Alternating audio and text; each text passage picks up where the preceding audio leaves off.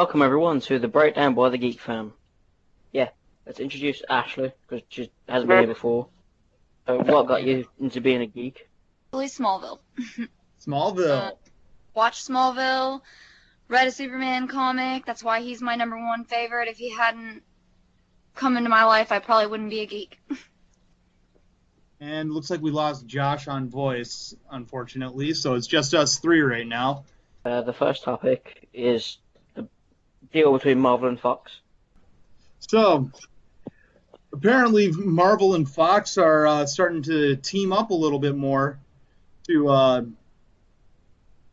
allow characters to cross over between the MCEU and the X-Men universe. Ashley, what do you think about all that? I think that's probably a good thing. Fox on its own, I don't think does a very good job personally, but that's just my opinion. I don't know. I'm excited to see what they can do together. Yeah, I'm excited because you got you already have the Quicksilver kind of crossover.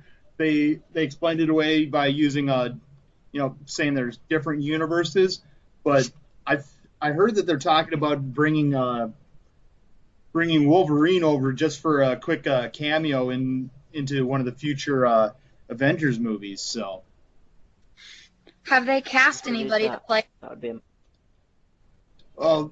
My understanding is they're gonna have Hugh Jackman do it as his kind of one of his final roles as Wolverine. Oh, okay, that'd be cool. I'm sad he's leaving that role. He's one of my favorites. Yeah, but the way things are going right now, he's kind of typecast as the action Wolverine, and he's not getting roles elsewhere. That's fair enough, but that could happen. I mean, that's not necessarily even going to change because people tend to see somebody as something and then they have trouble letting go of it. So I've noticed in a lot of casting, a lot of times when somebody's played the same role for so long, they have trouble finding anything that's not very similar to that role. Oh, yeah, definitely. Just kind of as an example, Al from Married with Children, it took him forever to break out of the Al stigma. Anne Hathaway had that. There was an interview with her a long time ago, back when she did the Princess Diaries movies, and then she did the Ella Enchanted, and she's like, I have to step away and do something different because I don't want to be typecasted for the rest of my career. Yeah. Reese, you got any thoughts on this, my friend?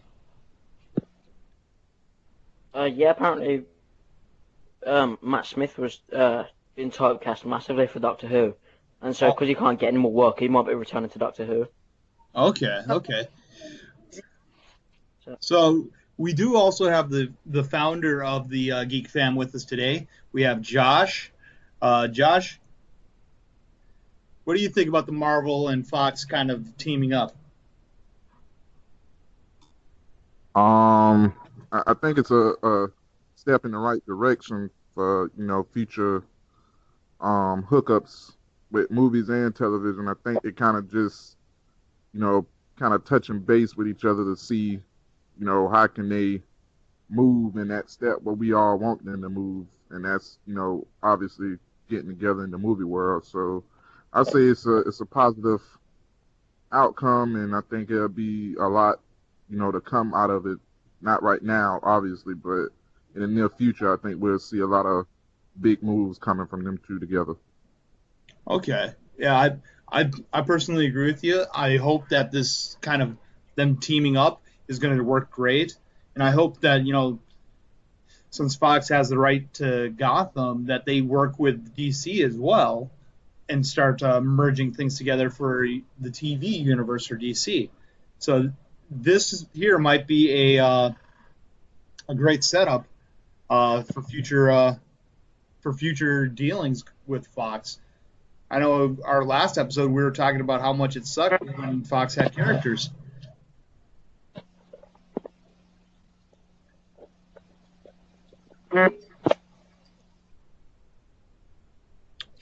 Okay. It appears the moderator somehow lost connection, so I'll kind of fill in for a moment here. Yeah, this Marvel Fox deal, it it'll probably end up expanding the whole movie's uh, capabilities. Just we might end up with well, for lack of a better term, but cinematic universes going between not just one, you know, not just Fox. It'll end up the cinematic universe will be produced by both Fox, Disney, Paramount, all of them working together to create a massive movie universe where Fox is really seems to be really good with kind of the grittier ones. Warner Brothers has always been more of a lighthearted one, and they're trying to do gritty. Maybe in the future we'll have Batman on Fox, Superman on Warner Brothers, and then the combined ones being produced by Paramount. Any thoughts on that, guys? Well, I can see WB kind of doing something like that, but Superman should always be kind of like like lighthearted. So I could see them probably doing something with that, but Batman should definitely always be like gritty and everything. Definitely. BVS was definitely a bit more gritty, but they made Batman less gritty than Superman in that movie, in my opinion. Yeah, I'm not going to lie, I like a serious Superman, but I didn't really like the way that Batman versus Superman did it. And Man of Steel, he was less serious, and in my opinion, he was too troubled with it. It's not the way, I realize in comics, there are times where he gets to a point where he feels troubled, he feels like he's got the weight of the world on his shoulders and nobody wants to accept him, but for the most part, Superman stays positive and powers through it. He doesn't get all mopey and emo. Excuse my stereotype. Yep. But okay, well, we went off on a little bit of a tangent, but just kind of jumping back to just Marvel and Fox teaming up, I am praying that we end up doing some sort of a crossover between Marvel, the Marvel universe, and Deadpool. The Avengers universe and Deadpool. I want Deadpool to show up and just start causing trouble with the Avengers. Anybody else looking forward to something like that? I'd be happy with Deadpool. More Deadpool. What I really want to see is Deadpool just giving Captain America shit. I want to see Deadpool just being his normal self, and we see Steve Rogers going, what the? Just not knowing how to handle Deadpool. Well, Hugh Jackman and Ryan Reynolds have already said, like on Twitter, that they wanted to work with Captain America and Chris Evans and Robert Downey Jr. and all them. So if they got them two big leagues trying to get something moving in the right direction, it might happen sooner than what we think it will. Oh yeah, definitely. I pray it happens soon. Primarily just due to the fact that I want to see Deadpool kills the Marvel Universe on screen in live action. Get the Punisher killed out by Deadpool. Daredevil, bring all the Netflix guys together and put them into a massive, make it a 3-part movie where Deadpool just goes off and kills everyone. I want to see that. Make that the final installment of this series of the Avengers, so that way they can do a reboot if they wanted to. Do it with X-Men even, and just reboot the whole thing so that way they can start fresh, finish it off with Deadpool kills the Marvel Universe. Personally, I'm tired of it. I just want to continue. I just want them to continue the story. There's so many possibilities. I'm tired of all the reboots. I'm tired of seeing the origin stories over and over and over again. Yep. I'm not saying do that right. Go ahead, Ashley. I just wish they would keep working and building on what they've already been working and building on personally. There's endless possibilities from the source material. If you look at comics, I mean, just about anything that could happen has happened. There's something for them to pull from. Let's not do the same thing over and over again. Yeah, I agree with you there. What I'm saying is when the actors are kind of getting too old to play the role anymore, and they get to the point where they need to reboot.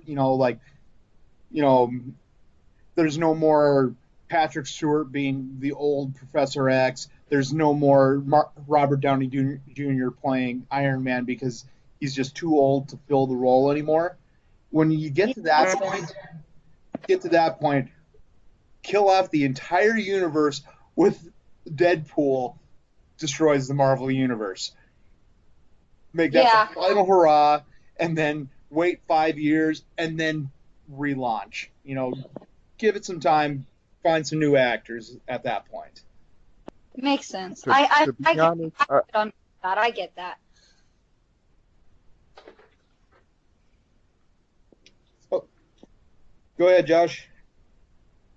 I was just gonna say, to be honest, I think, like to end it all, I think they might do, like if they ain't got the rights to X-Men and everything yet, I think they might try to do, a House of M kind of like storyline with Scarlet Witch killing off like the whole MCU and do like a fresh reboot. Yeah. Well, I'm thinking best case scenario, they decide to do the massive multiverse through cinema. That would be awesome. They could explain away the duplicate Quicksilvers, multiple timelines or whatever. So, but yeah, I really want to have all these characters set in the same universe, so that way we can have a massive multiverse in cinema going between these different production studios, because it would create probably one of the best cinematic universes ever. The MCU right now is great. X-Men, not so much, because they didn't plan it out well enough, in my opinion. Paramount's great at creating the universes. So, and with Sony agreeing to, team up with Paramount for, Civil War, I think Fox is realizing, we've got to team up or else we're going to lose the audience. People are getting tired of us only doing X-Men and aside from Deadpool, the last few X-Men movies haven't been nearly as big as they used to be. So. Well, that Fantastic Four movie flopped, and I think by the fans standing up and saying, no, we're not going to go see this, they're starting to realize they need to come together or they're going to lose that business. Yep, and I think that's part of why Sony was all for teaming up with Marvel with Spider-Man, so that way they could, keep Spider-Man relevant since he's officially part of the MCU. Right. I agree. So I think they're going to somehow figure out how to bring all the X-Men over into the MCU and just move it from there. So. I feel like if anybody could do that, it's Ryan Reynolds. Exactly. And, somehow creating a crossover which brings Ryan Reynolds' Deadpool over would be awesome. I would, as I've already said, I just want to see him and Captain America meet up. Even if they do just an online short, I would be happy with that.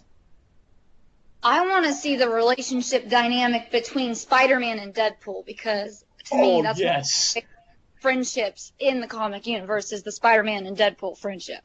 Oh yes, that is a given. That's a guaranteed thing that needs to happen. We need to have Spider-Man meet Deadpool. Yes. What do you think, Josh? It'll be good. Them two put together is like a crazy act. Like it'll be crazy to see on the big screen. Well, the way I look at those two is they're the Jay and Silent Bob of the comic book universe. You get them together and they're perfect. They complement each other great. So that's just my opinion. They're the Jay and Silent Bob of the Marvel universe. Yeah. Call it out, my friend. Okay, so who are you gonna call? Old Ghostbusters or new Ghostbusters? The man haters. All right. I'll admit it right now. I haven't seen the new Ghostbusters movie. That's actually on the agenda for tomorrow. So, uh, just based on what I've heard from people, I'm sticking with old Ghostbusters. Josh? Yeah. I'm definitely sticking with the old Ghostbusters. I ain't even fixing to die. Ashley, what do you think? I haven't seen the new one yet. I'm excited to see it. I don't know. I hate controversy around movies because to me, it's just a movie. Go enjoy the movie for what it has. I don't know. I can't really give an opinion on this one. I haven't seen the new one. I live in a tiny town, and the movie theater kept it for 1 week, and it's gone. So I'll have to wait until it comes to Blu-ray. But I'm definitely gonna watch it. I don't understand why people just don't want to watch it just because it's got females in it. But I don't know. The old ones are pretty solid, so Yeah. it's gonna be hard for him to. I don't want to compare the two personally. I'll just take them each for what they have to offer. Okay. Reese, what's your thoughts, my friend? It doesn't look that bad, but I would just prefer if they kept it in the same universe. Oh, okay. So But to that's make something it I didn't. instead of Ghost. Yeah, that's something I didn't know about yet. So it's in an entirely different universe. So it's not Yeah. just these guys took over for the originals. No, originally it was gonna, but I think they changed it, so it's just a reboot. Oh man. Mm-hmm. Well, there lowers my opinion of the movie a little bit, but I'm gonna wait until I actually see it before saying I'm totally for or against it. I think this is kind of going to be our short segment today. I know for a fact we'll get Josh talking extensively when we get to the character of the week. Okay, so let's move on. What do we all see will be the future of geekdom? Well, we start off with Reese. What do you think, my friend? The future of geekdom. To be honest, I think the comic book movie bubble is gonna pop in about 10 years. I don't think they've got that long left. Uh, I can see where you're coming from there, but I don't know. Ashley? Agree. If you look back over time, the comic book industry it builds and it builds and it builds and it turns into this big thing, and then it's popular for a while and then it kind of collapses on itself. And it's done that a few times. I think if we get 10 years left in it, we're going to be lucky. I'm going to enjoy everything they put out while it's there, but I think it'll stop being mainstream here in the next few years. Okay. Josh, your opinion? This is what I got to say. If DC can get on the right track and produce movies that's blockbuster hits, I think we'll see, comic book movies for a little bit longer than the next 10 years, in my opinion. Yeah. I agree with you there. If we can get both DC and Marvel running great cinematic universes and finally get Marvel's TV universe up to snuff, the Netflix side has really been kicking it up a notch. Yeah, I think for Marvel, I think the way to go for television is Netflix. Like the way that they should do, they should put all their television shows on Netflix. Yeah, I think if they actually moved Agents of S.H.I.E.L.D. over to Netflix, where they can have a bit more artistic freedom with the show, they'd do great with Agents of S.H.I.E.L.D. It's a great show. It's just they have to water it down so much for network TV. They have to.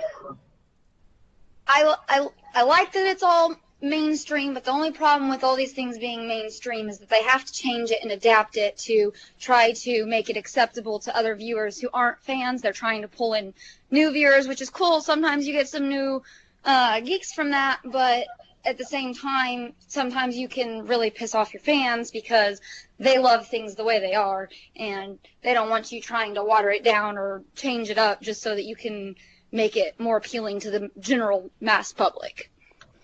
Exactly. But see, for the most part, Marvel been doing a good job with kind of staying true to the source material, and if they do like change it up a little bit, it's still suitable, like to a way that it is like the fans are pleased at the change and not against it, you know? Yeah. For the most part, the DC. Better. Oh, go ahead, Ashley. I just saying, Marvel's definitely doing better in their cinematic than DC. I mean, they just Man of Steel. People were really divided about that one. People were really divided about Batman vs Superman. If their next movie doesn't do super great, I see that doing really bad things for them. I think that Marvel's doing a much better job at adapting their source material. Oh, definitely. The trailer for the new Justice League movie that just dropped, like you can tell that they kind of got the point with Batman versus Superman and added, humor to it with, action and everything. Like it looks like a good time movie, Yeah. Yeah, can't all be so serious. Yeah. One thing I have noticed is that Marvel's been doing great on the cinematic side. TV side, they've struggled. They're finally catching their stride with Netflix. DC has always been the master of the animated movies, and they're doing a decent job with their TV universe. The Arrowverse has really been doing really well, aside from the big hiccup of killing off Black Canary. The Arrow has, I don't know, the Arrow has not done as well, I think, at adapting source material as the other shows have. The Flash is fantastic. I enjoyed Legends of Tomorrow. I know a lot of people didn't, but I enjoyed it. As long as they bring Booster Gold to the show eventually, I'll be happy. But I don't know about the Arrow. It's the Arrow was going slow. It was staying away from a lot of good source material. But had they not killed off Dinah Lance, and had it as, they could have had this Olicity thing as a short-term thing and eventually switching it over to where he finally gets together with the Black Canary. It would have been just fine with me. But as soon as they decided to kill off the Black Canary, they basically, to me, it was a big slap to the face to everybody who's been a fan of the comics.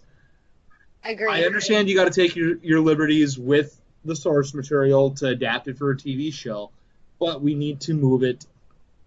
You need to at least pay homage to the source material, especially when it comes to the major relationships, such as Green Arrow, Black Canary, the power couple.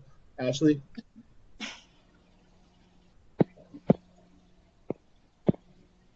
Oh, Ashley, you're up. Oh, yeah, I was really unhappy about that. My biggest issue with I didn't love the whole thing with Ra's al Ghul. Once the first couple seasons were good when it was Arrow versus Deathstroke and all that, but ever since they did Ra's al Ghul and brought in all of that and they killed off Black Canary, I don't know, I'm hopeful that with the Flash doing the Flashpoint that they can reboot the Arrow universe and kind of give it a refresh, maybe focus more. I mean, maybe even we can get Black Canary back through that. Oh, yeah. I hope to God we can get her back, but I know Katie Cassidy has said that she's not planning on coming back to Arrow, but maybe they'll make a major change with this Flashpoint where she's just gone for a season and then miraculously shows back up. With this whole Flashpoint thing, I don't even know if we'll see Katie Cassidy coming back to the Flash as Black Siren. So I'm a bit concerned about that. I want to see her back either as Black Siren or Black Canary. Both ways, I'd be happy. I would love to see the Black Siren morph into Black Canary because she seems a bit more badass as Black Siren than she ever did as Black Canary. A little bit, yeah. Well, I did Black Canary the Arrow. Josh's turn. I was just about to say, I'm saying, with like the TV shows and everything doing so good, I think that'll be another a way to prolong the comic book movie fads and everything for a little bit longer. Because like a lot of people, you know, if you got a lot of outlets to, you know, put out there, not just with like movies, and you got television shows to go along with it, it'll be a while before people actually, you know, get sick or tired because you got different ways to view it. Yeah, and that's one thing I did like about Marvel is how they tied their TV show into the cinematic universe. Because like Thor 2, it tied in perfect. Or yeah, it was Thor 2. The show followed up the day after the movie released. You got to see what happened in London after the Thor movie a dish. So, you know, you see the entire team for Agents of S.H.I.E.L.D. cleaning up the mess that Thor and his friends basically, you know, did. Thor, the Dark World, you know, it pretty much expanded upon what happened in the movie. I wish that DC would do something similar, even though there's separate universes. Somehow have the movies have some sort of an effect on the TV show. This whole Flashpoint thing that the Flash is doing could do something like that. To me, I think that they are setting up Infinity Crisis. To me personally, that's what I think they're setting up. Crisis on Infinite Earths. Yeah, that's entirely possible, especially with that whole Flash kind of bounce around thing going on in Batman versus Superman. And then they talking about Aquaman supposed to be on the television show, so it's like you got, you know, different versions of these superheroes. Because like now they're saying Batman's supposed to be on Arrow and Flash, so it's like, why are you not doing this? It kind of is adding up. But well, you know, that's all depending on the talks between the CW and Fox. And Greg Berlanti has said that he wants to bring Bruce Wayne to the Arrow to help Oliver get his company back as an investor for Oliver. He won't show up as the Batman, but he'll just show up as Bruce Wayne to help out for an episode or two. So that'll be good. Yeah, may not show him as Batman, but it brings the precedence for him coming in later on as Batman. We show that he's there because, you know, you got that nice little thing from the Flash where it talks about Queen Consolidated and Wayne Tech merger. Well, how are we going to do that? Oliver's got to get his company back somehow. Yeah.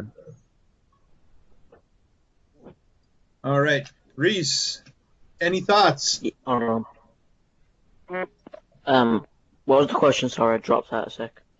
Well, we've just been kind of discussing the possibility of seeing Aquaman and Batman on or in the Arrowverse on the CW. Yeah, I'd like to see Aquaman. I think could work on there, but I don't think Batman could work because if he didn't like two or three episodes, and that's fine. But they can't do him extended because, well, he's basically Arrow in this universe. Unless Flashpoint. Well, and see that's what we've been kind of talking about is, you know, they might not show him as Batman, just as Bruce Wayne, helping out in the Arrow or helping out elsewhere. We still got to figure out how, you know, all this works together, especially with Supergirl moving over to the CW.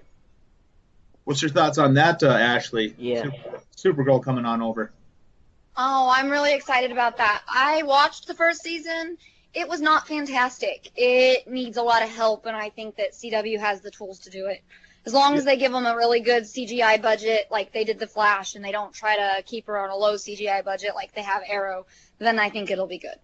Well, the messed up part is that Supergirl had a bigger budget than The Flash.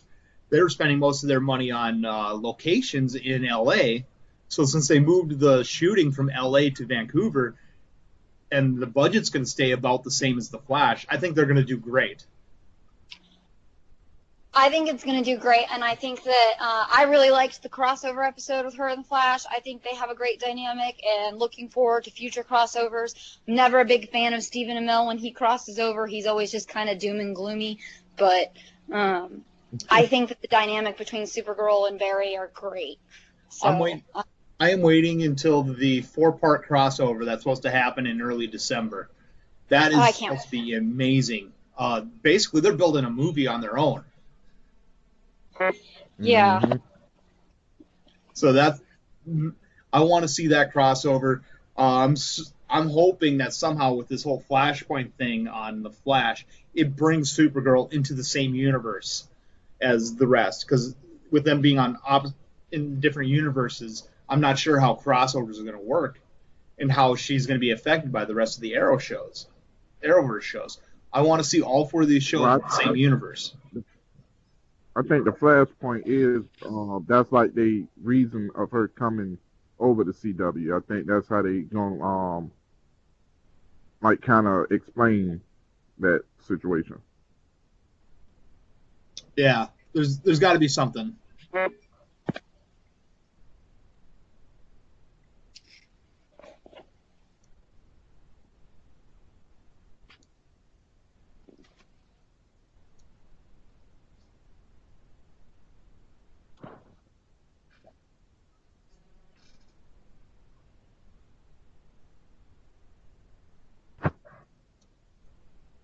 All right.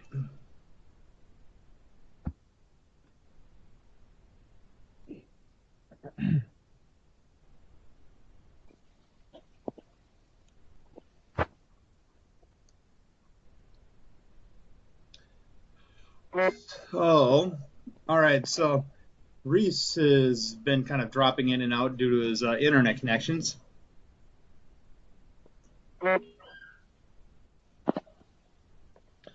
All right.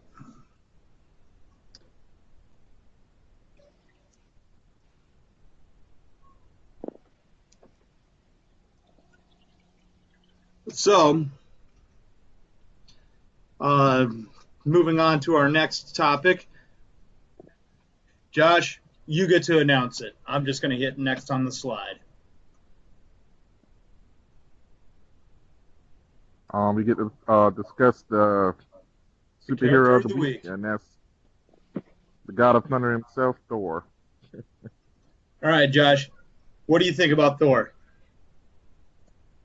I love him. Everything about him is his swagger, the way he acts. You know what I'm saying? The way he can pull the women, everything. Like he's just all around great character. All right. So, what do you think about him in the MCU right now? Think the Ragnarok's going to be as big of a hit as the first Thor movie, or do you think it's going to be bigger? Well, I'm hoping with Incredible Hulk and the movie with him, I'm hoping that we finally get to see Thor on the power level that he should be. You know what I'm saying? Because so far we haven't seen him display the power level that he is in the comics and everything. It's like at the beginning of the first Thor movie when he took on the Frost Giants, it's like how he should have been portrayed throughout all the movies in the MCU he's been in so far, but it's like we only got a glimpse of that and then we haven't seen it since. So with him being with the Hulk in this next movie, it's like we got two powerhouse hitters that they don't have no reason to hold back this time around. So I'm hoping we'll see Thor at his best in this next movie. Me too. Me too. I hope he gets into his full-on mode. Ashley, what's your thoughts? The Thor movies are honestly some of my favorite ones of the MCU. They're up there anyway. I don't really know a whole lot about him as far as the comics go. I've never really read a Thor comic, but as far as the movie goes, I think he's great. I love Chris Hemsworth. I do wish that they would rely a little bit less on him for comedy and would allow him to actually, like Josh was saying, be as powerful as he is. I feel like he's underdone a whole lot. He is. Like a lot.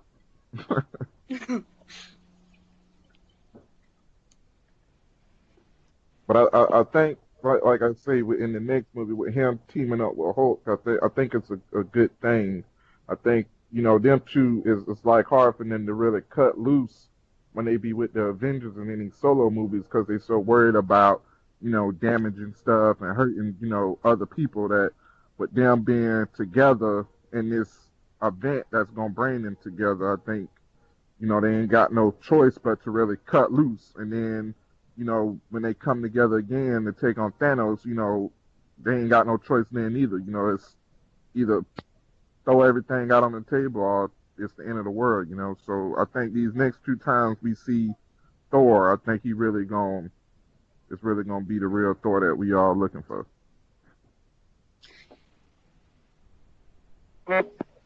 Okay. And all right. So Thor, I love the character myself. Um, I actually didn't find out he was a comic book character, no offense, until the first Thor movie came out. I always was, I'll admit it, I'm a nerd on top of being a geek. I loved Norse mythology. And once I found out that they brought him into the comics, he's been one of my favorites. So, Yeah, that's the man right there. That's the man. Thor was created in the Marvel to stand up to the Incredible Hulk. Like Stan Lee said, he made Thor is to like counterhand the Incredible Hulk because at that point it wasn't really nobody in the Marvel comics that was as strong as the Incredible Hulk at the time. oh, definitely. Definitely. So, but yeah, no, Thor is definitely the man when it comes to being probably the best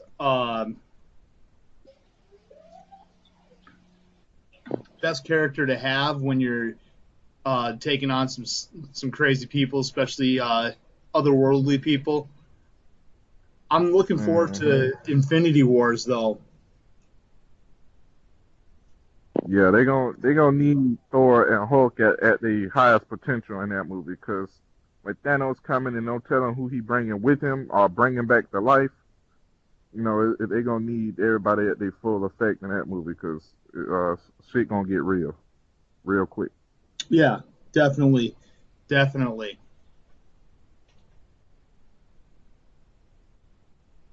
All right. So, Ashley, you have any other thoughts? Not really on this one. This is probably one of the characters I know the least about, to be honest. Okay.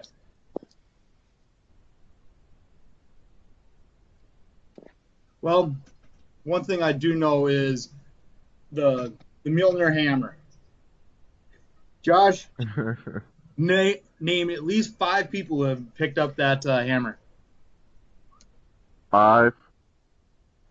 Let's see. You got Better Ray Bill. You got Superman. You got Wonder Woman. You got Odin. You got one. Who else? How many that is? Four. I know Yeah, I Captain think so. America. Captain America. Who else? Let me see. That's all I can think of right now. I've heard this. I don't know if it's true. Is it true that Deadpool has actually picked up the hammer before? I've heard that. What do you think about I that? don't know. If he did, that's funny right there. But I'm not 100% sure. But I find that hilarious if he did. Actually, I think he did. I think he did pick it up in Deadpool Kills the Marvel Universe. I think he was able to pick it up and put it on Thor's head, or he put it on somebody's chest or Yeah, something like that. I'm gonna try to pick it up.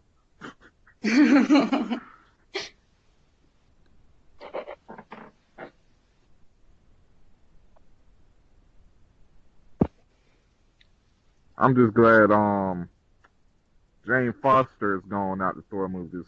I could not stand her in the Thor movies. Jane Foster, was she the annoying friend? That's No, Natalie. that's yeah, Natalie Portman is Jane Foster. She was Jane Foster. Oh, okay. Natalie Portman was Jane Foster. Okay, who's the annoying friend? Yeah, I know she's also on a whole bunch of TV that's shows. Kat Dennings. that's Kat Dennings. Yeah, she plays Darcy, Jane Foster's assistant. Is Jane Foster an actual comic character? Yeah, she was a nurse in the comic books, and she ended up falling in love with Donald Blake, who was, when Odin sent Thor down to Earth, he sent it was like two personalities, and Donald Blake was like Thor, and then when he tapped his cane, he would turn into Thor. But Donald Blake dated Jane Foster, and when she found out he was Thor, she kind of dated both of them, I guess. Okay.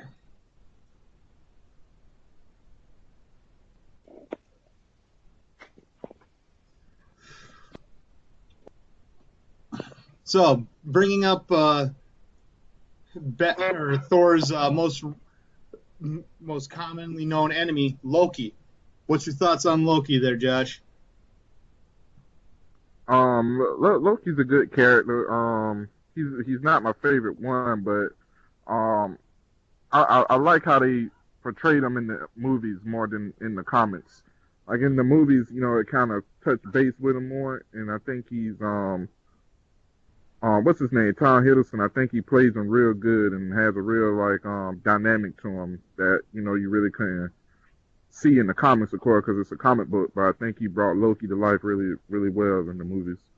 When does Thor 2 come out? You mean 3? 3, that's what I meant. Yeah, Next, of course. it comes out next November. Oh, that's so long. Okay. Yeah, but with what we do know, it is going to be interesting. All right, and we have one more topic to cover yet, everybody. We're going to talk about the Batman and Batgirl relationship in The Killing Joke.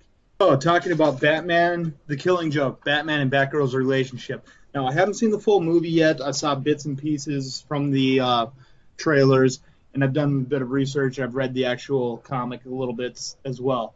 From what I have seen, Batman and Batgirl start basically messing around with each other. There's one scene in the movie where Batgirl and Batman are fighting each other, and then they end up kissing each other. And she takes her mask off, takes off her shirt.